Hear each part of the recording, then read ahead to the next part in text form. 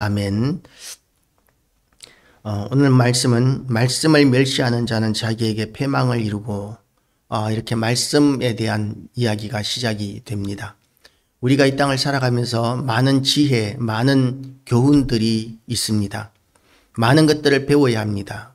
우리가 학생 때부터 시작해서 유치원 때부터 시작해서 대학교까지 얼마나 많은 것들을 오랫동안 배우고 나서 이제 20대가 되어서 사회에 나오게 됩니다. 그렇게 많은 것들을 배우는데 그런데 무엇이 옳고 무엇이 그른가에 대한 그런 기준이 없으면 우리는 그렇게 많은 시간을 교육에 배우는 것에 투자를 해도 제대로 된 가치관을 가지기 어렵습니다. 세상의 가르침이라는 것은 양비론적인 것이 많습니다.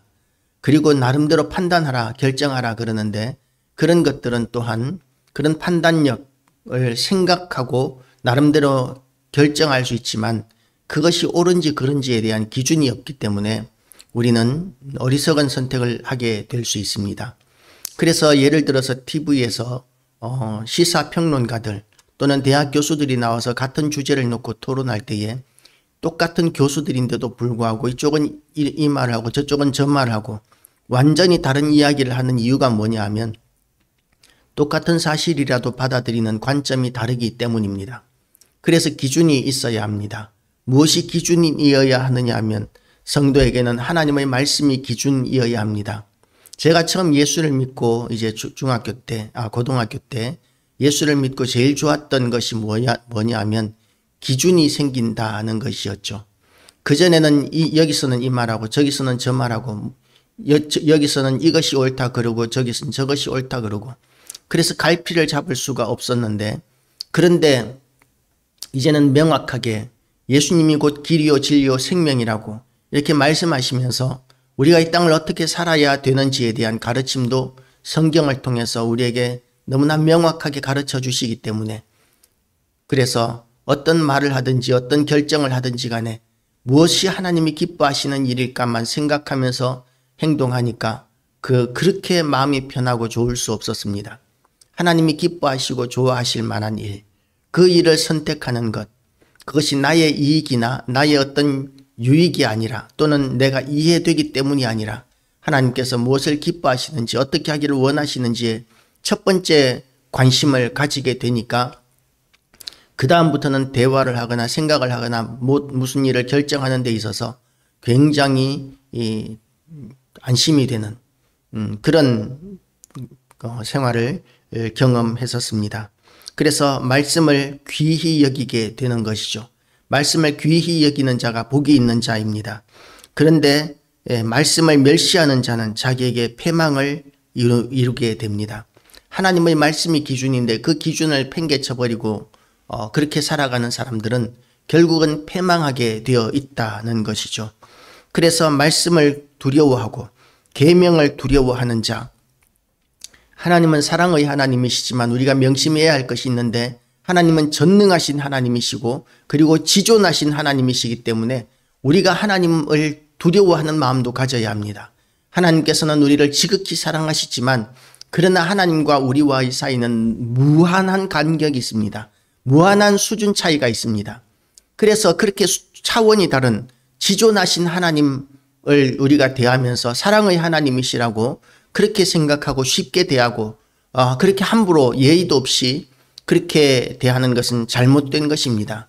어떤 목사님이 그 목사님도 나름대로 존경할 만한 부분들이 있지만 그러나 때로는 하나님에 대하여 말씀하시는데 너무나 불손하게 이야기하는 경우들을 우리가 보기도 합니다. 하나님이 아버지시고 우리를 사랑하시고 우리와 가까이 계시고 친밀감을 가져야 하지만 그러는 가운데서도 우리가 절제 그리고 두려움, 경외심을 잃지 않아야 하는데 그것마저도 내려놓고 자기가 이제 하나님을 마음대로 할 수 있는 것처럼 그렇게 말하고 행동하는 것은 지극히 잘못된 태도라고 이렇게 볼 수 있는 것이죠.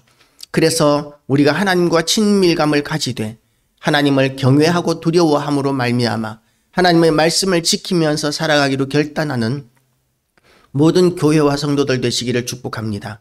만약에 하나님을 두려워하는 마음이 없다면 그러면 우리는 하나님의 말씀을 두려워하지도 않을 것이고 그 말씀을 지키면서 살아야 한다는 그 마음조차도 바람에 흔들리는 갈대와 같이 그렇게 왔다 갔다 하는 것을 붙들어 줄 힘이 없을 것입니다. 우리는 하나님의 말씀의 반석 위에 서서 견고하게 살아야 하는데, 견고한 믿음을 가져야 하는데, 하나님을 두려워하거나 말씀을 두려워하지 않으면 그렇게 말씀의 반석 위에 서 있을 수가 없다는 것을 명심하고, 말씀의 반석 위에 서고 계명의 반석 위에 서서 하나님 앞에 상을 받는 모든 교회와 성도들 되시기를 축복합니다. 그리고 또한 지혜 있는 자의 교훈은 생명의 샘이니 사망의 그물에서 벗어나게 하느니라.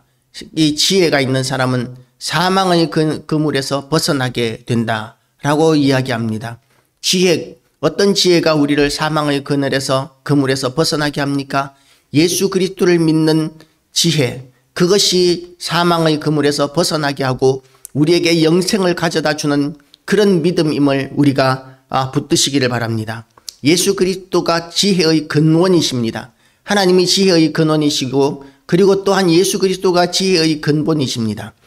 어떤 사람들은 솔로몬이 가장 지혜로운 사람이라고 이야기하지만 예수님의 지혜와 비교하면 솔로몬의 지혜는 그야말로 예수님의 발톱의 때만도 못한 정도의 수준 낮은 지혜입니다. 예수님의 지혜, 하나님의 지혜는 무한하신 전지전능하신 지혜입니다. 그래서 지혜 있는 자, 예수 그리스도의 지혜, 예수 그리스도를 아는 지혜, 그것이 가장 우리에게 생명을 가져다 주는, 영생을 가져다 주는 지혜인 줄 알고, 사망의 올무에서 벗어나게 하는 지혜인 줄 알고, 예수 그리스도를 믿는 믿음을 견고히 붙드시기를 주님의 이름으로 축복합니다.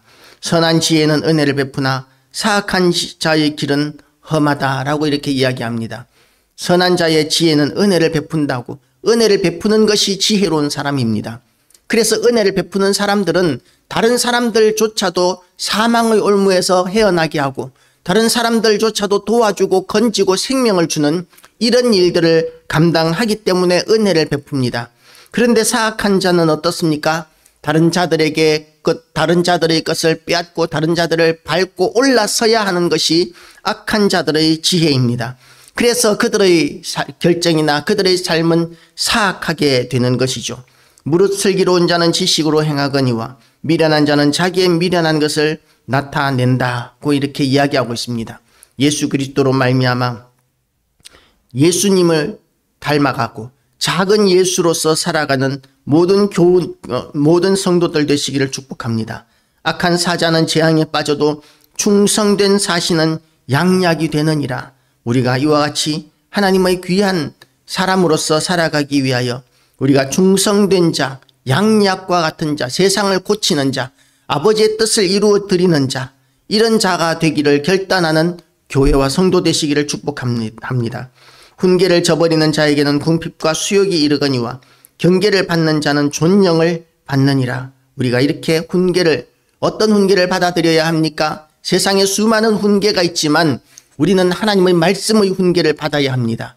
그래서 하나님의 말씀의 훈계를 받아들일 때에만 우리는 비로소 이렇게 존영을 받게 된다는 것이죠. 하나님으로 말미암아 존영을 받게 되시기를 축복합니다. 소원을 성취하면 마음이 달아도 미련한 자는 악에서 떠나기를 싫어하느니라. 지혜로운 자와 동행하면 지혜를 얻고 미련한 자와 사귀면 해를 받느니라. 그래서 지혜로운 자와 가까이 하라고 또 본문은 이야기하고 있습니다. 아까도 이야기했지만 누가 가장 지혜롭다고요? 예수님이 가장 지혜로우십니다. 그래서 예수님과 가까이 하시고 또한 예수님을 믿는 성도들과 더 가까워지는 것이 우리의 삶 가운데 얼마나 큰 기쁨이 되는지 모릅니다. 우리의 삶이 그렇게 지혜 있는 자와 가까이 하는 것, 그것은 천국이 이루어지는 곳이죠. 예수님을 믿는 가족, 예수님을 믿는 성도들과 함께 있으면 우리 마음 가운데 기쁨이 있지 않습니까? 물론 지금 이 시대에는 다른 교회의 성도들을 만나더라도 그렇게 반가워하지 않는 그런 성도들도 많이 생기는 것 같습니다. 그런데 옛날에 기독교 인구가 한 10% 또는 그 미만일 때 우리가 성도들을 만나면 얼마나 반가웠는지 몰라요. 가족 같고 혈통 같고. 그렇게 반가웠던 이유가 뭐냐면 그 안에 있는 이 어떤 영성가가 했던 이야기인데 당신 안에 있는 예수님이 내 안에 있는 예수님을 알아보기 때문에 그렇습니다 라고 이렇게 이야기를 했더라고요. 그렇게 우리는 우리 안에 예수 그리스도가 계시고 성령이 계시기 때문에 예수 믿는 사람들이 만나면 반갑고 기쁘고 사랑스럽고 그런 마음들이 생겨지게 되는 것입니다. 예수 그리스도로 말미암아 그런 믿는 자들이 모인 곳이 바로 하나님 나라이고 천국이고 아버지의 통치가 이루어지는 곳이기 때문에 천국과 같은 그런 기쁨이 넘쳐난다는 것을 믿으시기를 바랍니다. 세상 가운데서 우리는 너무나 많은 상처를 받고 너무나 어려운 일들을 만나고 때로는 절망하고 좌절할 수 있지만 그 가운데서도 우리를 도우시는 하나님, 우리를 인도하시는 하나님, 하나님의 크신 은혜가 우리 가운데 임한다면 우리가 예수님과 동행하고 또한 예수 믿는 성도들과 동행하고 예수님 믿는 가족들과 동행하게 된다면 우리의 삶은 완전히 달라지게 될 것입니다. 지혜로운 자와 동행하면 지혜를 얻고 미련한 자와 사귀면 경제적인 이익을 얻을 것 같이 느껴지겠지만 해를 받게 된다고 본문은 이야기하고 있습니다.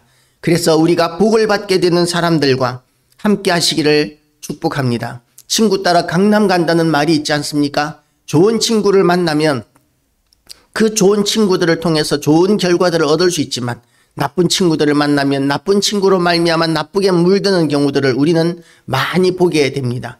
그래서 우리가 예전에는 아이들이 친구를 사귀더라도 좋은 친구를 사귀는 것, 이것을 정말 중요하게 여겼었습니다. 좋은 친구를 사귀는 것, 지혜로운 자를 사귀는 것입니다. 믿는 자 안에서 사귀는 것입니다. 그리고 또한 우리의 친구들을 믿게 만드는 것, 이것이 생명을 주는 일입니다. 지혜로운 자의 가장 중요한 사명이 무엇입니까? 지혜의 근원이신 예수님께서 하신 가장 중요한 일이 뭐냐 하면 죄와 사망의 사망에 매여 있던 우리를 건지시고 구원하신 구원 사역이셨습니다. 그리고 또한 그 예수님으로 말미암아 생명과 구원을 얻은 우리가 해야 할 가장 귀한 일이 뭐냐면 죄와 사망의 덫에 걸려있는 또 다른 사람들을 건져내서 생명을 얻게 하고 구원을 얻게 하는 그 일이 우리가 감당해야 될 또한 가장 귀한 일인 줄 알고 우리가 좋은 친구가 되어주고 좋은 친구를 만날 뿐만 아니라 또한 좋은 친구가 필요한 지혜로운 친구가 필요한 자들에게 다가가서 그들에게 복음을 선포하고 그들에게 생명을 주는 사명을 감당할 때에 하나님이 기뻐하시는 정말 지혜로운 자로 인정을 받게 될 것입니다. 우리가 그렇게 하나님으로부터 인정받는 모든 교회와 성도 되시기를 주님의 이름으로 축복합니다. 기도하시겠습니다. 하나님 아버지,